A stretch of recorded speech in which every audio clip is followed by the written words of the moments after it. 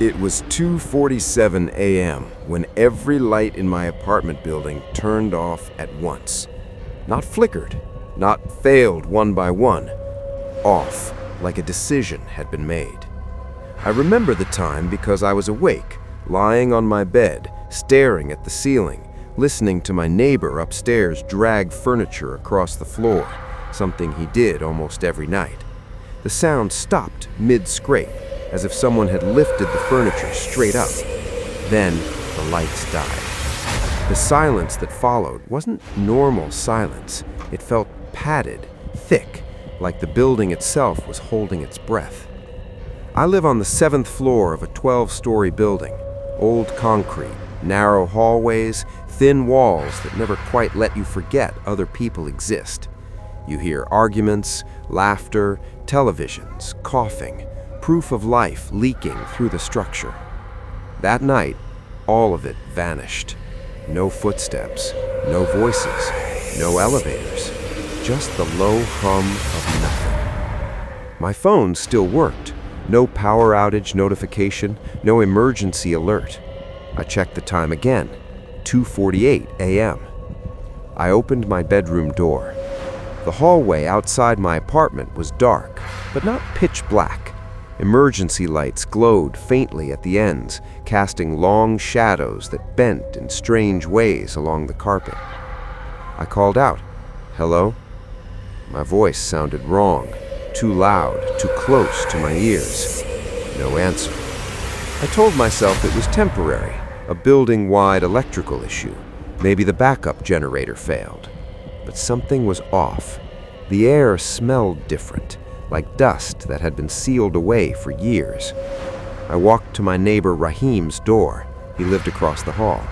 We weren't close, but we nodded at each other in passing. He had a loud laugh and always talked on the phone late at night. I knocked. Nothing. I knocked harder. Still nothing. I tried the handle. Unlocked. That should have stopped me. It didn't. Inside, Rahim's apartment was immaculate. Too neat. His shoes were lined up perfectly by the door.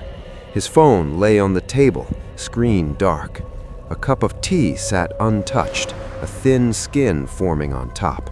Still warm, but Rahim was gone. I moved faster after that. Apartment after apartment, doors unlocked, lights off, belongings left behind mid-use.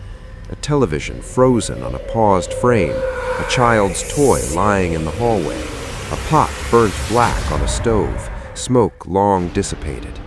No signs of struggle, no blood, just absence. It felt like the building had exhaled its occupants. By 3:02 a.m., panic set in. I ran for the stairs. The stairwell lights were on, but dimmer than usual, casting the concrete steps in a sickly yellow glow. As I descended, I noticed something carved in the wall between floors. Tallies, hundreds of them, some fresh, some worn smooth with age. I had never seen them before. By the time I reached the lobby, my chest was tight, my breathing shallow.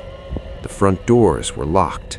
Not jammed, not blocked, locked from the inside. The security desk was empty. The logbook lay open, pen resting across the page. The last entry read, 2:46 a.m., count confirmed. My name was written beneath it. I dropped the book. The elevator dinged behind me. I spun around. The doors slid open to reveal the interior glowing softly, invitingly. I hadn't called it.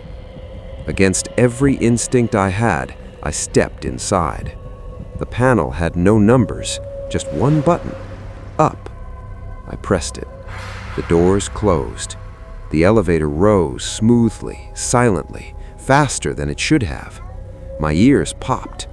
The floor indicator didn't change. It simply displayed 7 the entire way up. When the doors opened, I wasn't on my floor. The hallway was longer, wider, the carpet darker, almost black. Doors lined both sides, identical, stretching farther than the building ever should have allowed. And every door had a name. Not apartment numbers, names. I walked slowly, reading them. Some were scratched out, some circled, some marked with tallies. Then I saw mine, at the end of the hall. The door was open.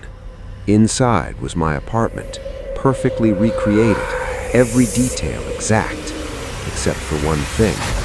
I was already there, sitting on the couch, calm, relaxed, watching the dark television screen like it was showing something only he could see. He turned his head when I stepped inside, smiled.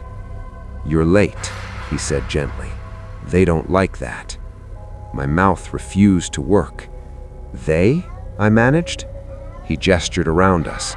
The building, the space between nights, whatever you want to call it. "What did you do?" He shrugged. "Nothing you didn't already agree to." The walls began to hum, a low vibration, deep enough to feel in my bones. "You were tired, lonely. You didn't feel seen, so you stayed after 2:47. I shook my head. "I didn't agree to anything." He leaned forward, eyes soft, almost kind. "Everyone says that the first time." The lights flickered.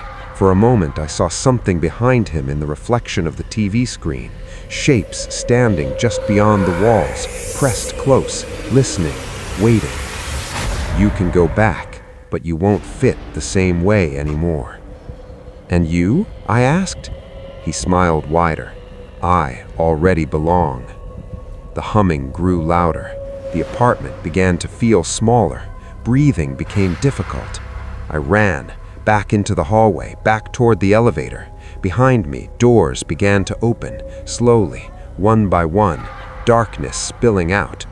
Whispers followed me, overlapping incomplete sentences spoken in familiar voices. I hit the elevator button. Nothing happened.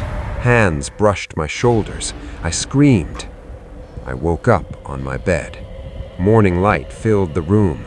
Birds outside, traffic below. Everything normal. My phone buzzed. Building notification. Reminder, please remain in your apartments between 2:45 and 3 a.m. Maintenance ongoing. I laughed, hysterical, relieved, until I stepped into the hallway. The building was full again, people talking, doors slamming, life restored. No one remembered anything. But when I checked the stairwell wall between the 6th and 7th floors, there was a new tally, fresh, and next to it, my name, circled. I don't sleep anymore, and every night at 2:47 a.m., the lights flicker, just for a second, as if the building is checking to see if I'm still here. Subscribe for more chilling tales, because some places don't want you to leave. They want you to stay forever.